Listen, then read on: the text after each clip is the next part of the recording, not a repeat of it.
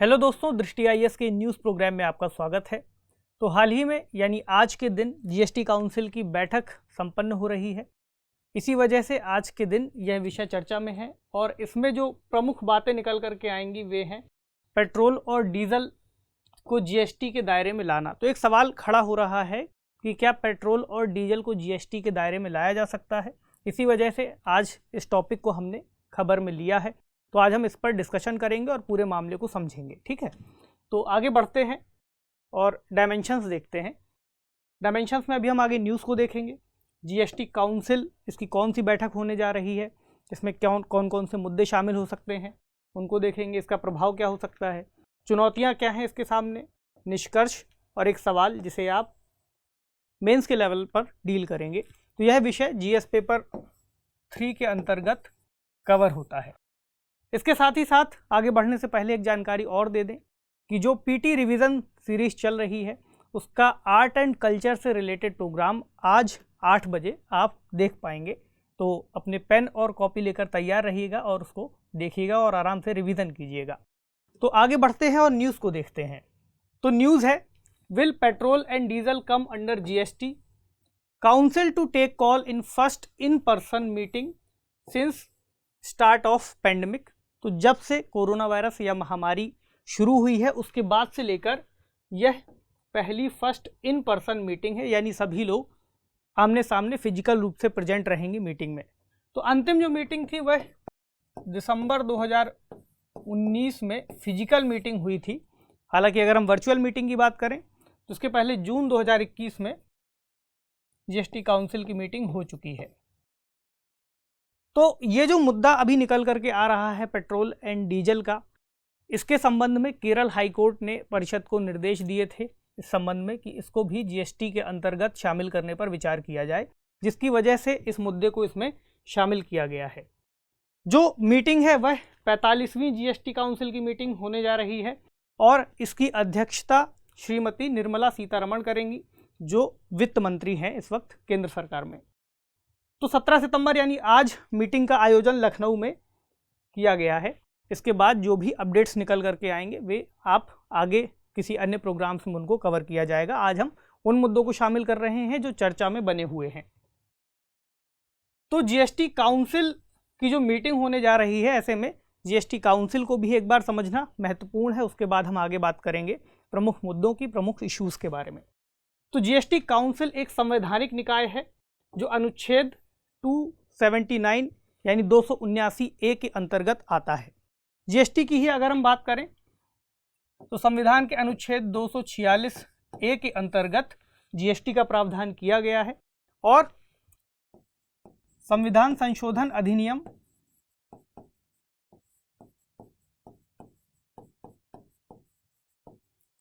101 के अंतर्गत जीएसटी को लाया गया था। 1 जुलाई 2017 से यह लागू है। तो जैसा कि आप सब जानते हैं, रिवीजन के लिए ये बताया गया है। तो इसके तहत ही जो संवैधानिक प्रावधान इसको दिया गया है काउंसिल को, तो काउंसिल की मीटिंग हो रही है और जीएसटी से संबंधित मुद्दों पर सिफारिशें देना इसका प्रमुख कार्य है केंद्र सरकार को, राज्य सरकार को, कि क्या कौन से प्रावधान शामिल किए जाने चाहिए या किस किस तरीके से इनको आगे लेकर के जाया जाएगा। जीएसटी का मतलब है गुड्स एंड सर्विस टैक्स, जो कि एक अप्रत्यक्ष कर है। इसकी संकल्पना इसलिए लाई गई थी कि पूरे देश में एक समान करों की दरों को लगाया जाए और एक कर एक देश की संकल्पना को साकार किया जाए। इसकी अध्यक्षता केंद्रीय वित्त मंत्री कर रही हैं और इसके जो अन्य सदस्यों में शामिल हैं वे हैं केंद्रीय वित्त राज्य मंत्री और अन्य राज्यों के और यूटीज के वित्त मामलों से संबंधित मंत्री भी इसमें शामिल होते हैं और भी अन्य कई जो अधिकारीगण हैं वे भी भाग लेंगे इस बैठक में। तो प्रमुख मुद्दे क्या हैं चर्चा में? सबसे पहला मुद्दा है डीजल और पेट्रोल या फिर और अन्य पेट्रोलियम पदार्थों को जीएसटी के दायरे में कैसे लाया जाए। ये प्रमुख चुनौती है केंद्र सरकार के सामने, राज्यों के सामने, क्योंकि पेट्रोल और डीजल की जो बढ़ती कीमतें हैं उसकी वजह से यह मुद्दा प्रमुख रूप से चर्चा में बना हुआ है। और इसका जो एक कारण माना गया है वह यह है कि इन उत्पादों पर बहुत ज़्यादा कर की दरें बनी हुई हैं। तो यदि जीएसटी में इसको लाया जाएगा तो ऐसी संभावना निकल सकती है कि शायद कर की दरें कुछ कम हो जाएं। तो 2022 के बाद राज्यों के लिए मुआवजों का विस्तार किया जाना एक अन्य मुद्दा है कि जो कंपनसेशन राज्यों को दिए जाते हैं जीएसटी के तहत, उनको 2022 के बाद किस तरह से बढ़ाया जाएगा। अगला मुद्दा, कोविड-19 दवाओं पर करों की कम दर को जारी रखना, यानी कोविड-19 से संबंधित जैसे रेमडेसिविर है, हेपरिन है या फेविपिराविर दवा है, तो उनको लेकर के करों में कुछ रियायत दी गई थी ताकि पैंडेमिक के दौरान लोगों को ज़्यादा आर्थिक बोझ ना उठाना पड़े। तो लगभग 5% की दर इन्होंने लगाई है, और जो रियायत दी गई थी नवंबर तक के लिए थी, तो क्या इसको 31 दिसंबर 2021 तक बढ़ाया जाए, ऐसी कुछ बातें इसमें शामिल होंगी। इसी तरह कुछ अन्य मुद्दों में प्रमुख रूप से होगा रेस्टोरेंट के बराबर फूड डिलीवरी ऐप पर भी जीएसटी लगाया जाए। ये एक बड़ा मुद्दा है। जो रेस्टोरेंट्स हैं जिन पर जीएसटी लगता है, उसी तरह जो फूड डिलीवरी ऐप्स हैं, जैसे जोमेटो की बात कर सकते हैं हम, स्विगी की बात कर सकते हैं, ईट श्योर की बात कर सकते हैं, बहुत सारे अन्य ऐप हैं, तो इन पर भी जीएसटी को लगाना चाहिए। ऐसी कुछ बातचीत शामिल हो सकती है। करों की दर में परिवर्तन किया जा सकता है। कैसे? यहाँ देखें, जैसे अभी वर्तमान में करों की कुछ दरें चल रही हैं, जैसे बायोडीजल और उसको डीजल में मिलाया जाना, तो कर की दर है वर्तमान में 12%। तो इसको प्रपोज्ड जो है आने वाले समय में संभावित वे 5% हो सकती हैं। इसी तरह ईंटों की सप्लाई को इनपुट टैक्स क्रेडिट के अंतर्गत लाना अभी 5% है, तो अप्रैल से 1 अप्रैल 2022 से इसको 12% तक किया जा सकता है। वहीं फोर्टिफाइड राइस यानी फोर्टिफाइड जो चावलों का उपयोग है, उसको भी अभी 18% है, उसको 5% की दर में लाया जा सकता है। ये कुछ प्रपोजल्स दिए गए हैं। तो जो इसका प्रभाव है अभी के समय हम समझें, खास तौर से पेट्रोल और डीजल वाले मामले का क्या प्रभाव होगा। तो केंद्र और राज्य के बीच करों का जो विलय है, देखिए बहुत सारे मामलों में, बहुत सारे जो आते हैं जीएसटी के दायरे में, उनमें अलग अलग जो कर की दरें हैं वे लगाई जाती हैं। लेकिन पेट्रोलियम उत्पाद, जिसमें से खास तौर से पेट्रोल, डीजल, नेचुरल गैसेस और एविएशन फ्यूल, इसे एविएशन टरबाइन फ्यूल कहते हैं यानी एटीएफ, तो ये कुछ प्रमुख पदार्थ हैं जिनके बारे में यहाँ पर बात की जा रही है। ठीक, तो फ्यूल की कीमतों में गिरावट भी हो सकती है यदि इनको एक साथ जीएसटी में लाया जाएगा।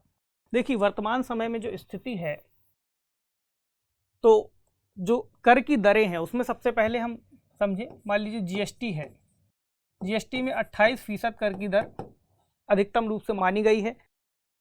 तो जो विशेषज्ञ हैं उनका कहना है कि पेट्रोलियम को अगर ये लोग इस स्लैब में भी डालते हैं, फिर भी 28% मान लीजिए लगेगा। अगर इसमें किसी तरह के सेस वगैरह भी लगाए जाते हैं, तो भी मैक्सिमम 40% तक ही इसको लगाया जा सकता है।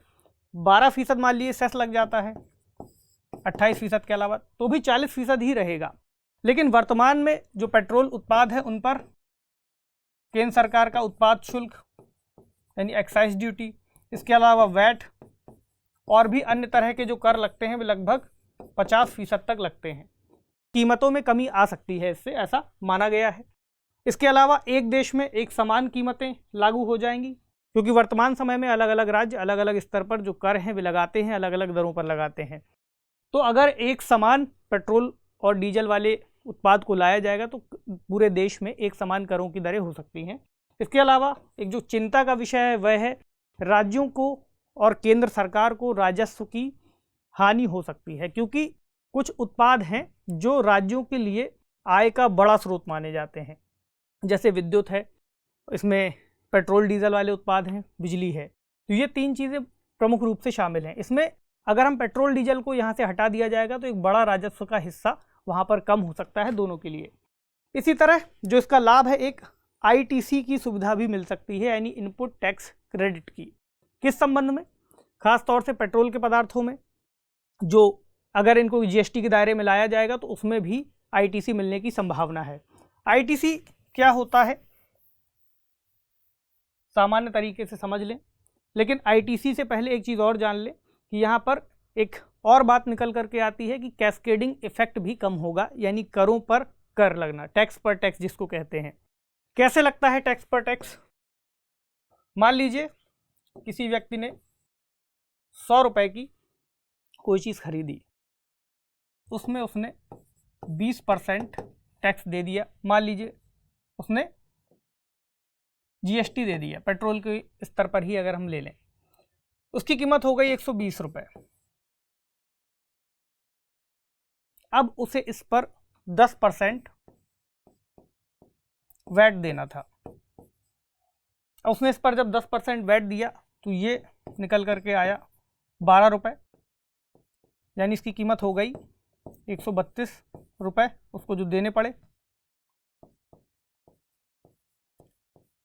अगर उसे यही 10% टैक्स इस पर देना होता 100 रुपये पर, जो कि उसको देना चाहिए था, तो यह उसको 10 रुपये ही देना पड़ता। यहाँ पर उसको जो 12 रुपये देने पड़े, इसमें 2 रुपये एक्स्ट्रा है, यानी उसको 2 रुपये इस कर की दर पर देने पड़े। इसे ही कैस्केडिंग इफेक्ट के तौर पर आप समझ सकते हैं कि 2 रुपये कर पर लगाए हुए कर की दर के हिसाब से उसको देना पड़ा। अब बात करते हैं इनपुट टैक्स क्रेडिट। तो एक और उदाहरण से हम समझने की कोशिश करते हैं। मान लीजिए कोई व्यक्ति है, उसने 100 रुपये में कोई चीज़ खरीदी, कोई वस्तु या कुछ भी खरीदा। इस वस्तु में उसको 10% यानी कि 10 रुपये टैक्स देना पड़ा। अब वस्तु की कीमत हो गई 110 रुपये। आगे चलकर उसने इस वस्तु को 150 रुपये का बेचा। यहाँ पर उसने जो टैक्स दिया था वह उसका इनपुट, यानी उसने जब उसको खरीदा था उस आधार पर उसने टैक्स दिया था। अब जब वह इसे बेचेगा उसको फिर 10% टैक्स देना है। 150 रुपये के हिसाब से इसका 10% टैक्स 15 रुपये बनता है। लेकिन अब यहाँ पर वह व्यक्ति कहेगा कि मैं पहले ही 10 रुपये टैक्स के तौर पर दे चुका हूँ, तो अब मैं केवल 5 रुपये टैक्स और दूंगा। ये स्कीम है इनपुट टैक्स क्रेडिट की। हालांकि इस स्थिति में आने के बाद वह व्यक्ति पूरे 15 रुपये का जो भुगतान है वह करेगा, लेकिन जो 10 रुपये है वह उसको सरकार की तरफ से जो उसने पहले दिया था वह वापस मिलेगा इनपुट टैक्स क्रेडिट के तौर पर। तो ये इसकी एक अवधारणा है। इसी तरह से पेट्रोल डीजल पर भी अगर आप इसे लागू करके समझें तो पेट्रोल डीजल पर जो अधिक कर या कैस्केडिंग इफेक्ट भी जो देखने को मिलता है, या फिर जो टैक्स बीच में दिया जाता है उसके बाद अतिरिक्त टैक्स दिया जाता है, तो उसके आधार पर करों की छूट यानी इनपुट टैक्स क्रेडिट भी मिलेगा। अगर यह मिलेगा तो कीमतों में और गिरावट आएगी।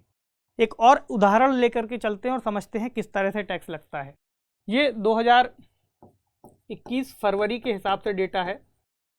इसमें दिखाया गया है कि अगर बेस प्राइस इसको मान लें तो यहाँ पर जो कच्चा तेल था उसकी कीमत थी 29 रुपये 34 पैसे प्रति लीटर। ठीक, इसमें माल भाड़ा जुड़ गया 0.37 रुपये।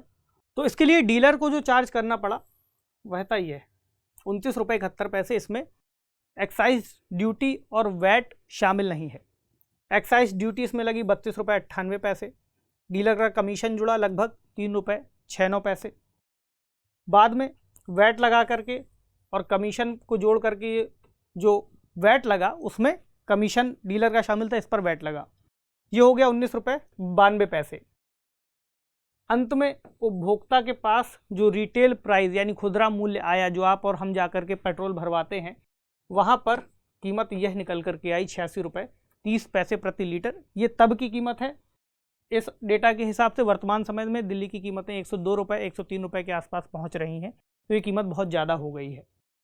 ठीक, चुनौतियाँ अगर हम समझें तो सबसे बड़ी चुनौती यही है कि फ्यूल की बढ़ती हुई कीमतें जो आने वाले समय में और बढ़ सकती हैं। ऐसे में सरकार के ऊपर दबाव यह है कि उपभोक्ता के ऊपर कैसे इस समस्या से उपभोक्ता को निकाला जा सके। करों की अत्यधिक दरें जो पेट्रोल और डीजल पर लगती हैं उसकी वजह भी है फ्यूल की जो कीमतें हैं उनका बढ़ना। पेट्रोलियम उत्पाद राज्यों के लिए राजस्व का बड़ा स्रोत है, तो अगर इस समय ऐसी कोई स्थिति बनती है कि पेट्रोल डीजल को इसमें शामिल किया जाएगा तो एक बड़ी चुनौती होगी कि राज्यों को कैसे होने वाले नुकसान के दौरान कंपनसेट किया जाए। अगला कोविड-19 भी इस वक्त चुनौती है, जिसकी वजह से अर्थव्यवस्था की रफ्तार कम हुई है। तो ये कुछ प्रमुख चुनौतियां हैं। अगर हम निष्कर्ष के तौर पर समझें तो चूंकि हाईकोर्ट का भी आदेश इस पर आया था, केरल हाईकोर्ट का, उन्होंने भी ऐसी बात कही है कि इसको शामिल करने का प्रयास करना चाहिए। ऐसे में इसका जो ओवरऑल फ़ायदा है अंतिम रूप से अगर हम उपभोक्ता की जेब पर देखें तो उपभोक्ता के ऊपर जो पेट्रोल डीजल की कीमतों का बढ़ता बोझ है उसमें गिरावट आ सकती है और गिरावट ठीक ठाक आ सकती है। तो जो कमी होगी उसके हिसाब से उपभोक्ता कम पे करेगा। लेकिन इसका एक और इम्पैक्ट हमें इलेक्ट्रिक व्हीकल्स पर उसकी खरीद और बिक्री पर देखने को मिल सकता है, ये एक अन्य प्रभाव है। इसी तरह सरकारी राजस्व के स्तर पर इसमें गिरावट आएगी। तो देखते हैं अभी जीएसटी काउंसिल की मीटिंग हो रही है, उसके हिसाब से क्या निष्कर्ष निकलता है, क्या बातें और कही जाती हैं, उसके हिसाब से ही इसको हम अपडेट करेंगे। तो आज के इस सेशन से जुड़ा हुआ सवाल देख लेते हैं। सवाल है, पेट्रोलियम पदार्थों को जीएसटी के दायरे में लाने के क्या प्रभाव हो सकते हैं, विश्लेषण कीजिए। बहुत ही सीधा सा सवाल है। पेट्रोलियम पदार्थों को जीएसटी के दायरे में लाने के क्या क्या प्रभाव हो सकते हैं, क्या परिणाम हो सकते हैं। बढ़ती हुई कीमतें, पेट्रोल और डीजल को लाने से सरकारी राजस्व में नुकसान, उपभोक्ताओं को लाभ, कई सारे पॉइंट्स गिना करके 150 शब्दों में आप इस उत्तर को पूरा कीजिएगा। तो आज का सेशन यहीं तक। आपसे मिलेंगे अगले किसी महत्वपूर्ण विषय के साथ अगले सेशन में। तब तक पढ़ते रहिए, सेफ रहिए। शुक्रिया।